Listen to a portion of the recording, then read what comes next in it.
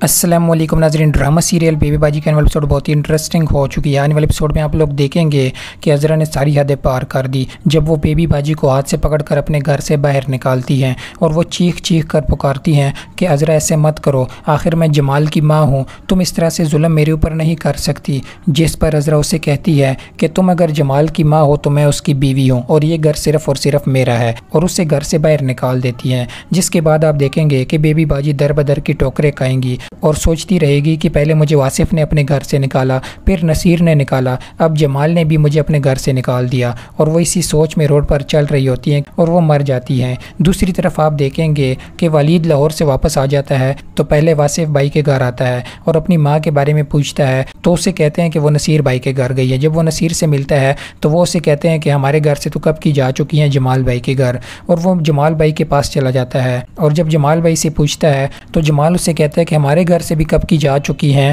اور پتہ نہیں کہ اب وہ کہاں گئی ہیں، اور آخر میں اس کو پتہ چل جاتا ہے کہ اس کی ماں کی ڈیتھ ہو چکی ہے۔ شازیہ اس کو سب کچھ بتا دیتی ہیں کہ تمہاری ماں کو کوئی بھی اپنے گھر میں رکھنے کے لیے تیار نہیں تھا، سب نے اسے اپنے گھر سے نکال دیا، آخر وہ روڈ پر آ چکی تھی۔ جس کے بعد ولید بہت ہی غصے سے جمال سے لڑتا ہے اور سب بھائیوں سے کہتا ہے کہ تم لوگوں سے مل کر ایک ماں نہیں سنبھالی گئی، اور میں بھی کتنا بے وقوف ہوں کہ تم لوگوں کے ہاتھوں اپنی ماں کو چھوڑ کر گیا تھا، اور میرے ابو نے مجھے یہ بات سمجھائی تھی کہ بڑے بیٹے ماں کا خیال نہیں رکھتے اور تم ہی اپنی ماں کو سنبھالنا، لیکن مجھ سے بھول ہو چکی تھی کہ میں اسے یہاں چھوڑ کر تمہارے پاس میں لاہور چلا گیا تھا۔ اس کے بعد آپ دیکھیں گے کہ ولید جمال بھائی سے کہتا ہے کہ آخر تم تو بڑے تھے، تم تو ماں کو سنبھال سکتے تھے، تم نے بھی اسے چھوڑ دیا۔ جس پر عذرا اسے کہتی ہے کہ بس بہت ہو گیا، بہت باتیں سن لی تمہاری، اور ولید سے کہتی ہے کہ اگر تمہیں اپنی ماں سے اتنا ہی پیار تھا تو تم اسے اپنے ساتھ لے جاتے، ہمارے سر پر لا کر کیوں بٹھا دیا تھا۔ اور یہ بات سن کر جمال کو بھی غصہ آ جائے گا اور وہ عذرا کو ہاتھ سے پکڑ کر گھر سے باہر نکال دیتا ہے اور اسے کہتا ہے کہ تم جیسے عورتوں کی وجہ سے ہی گھر برباد ہوتے ہیں،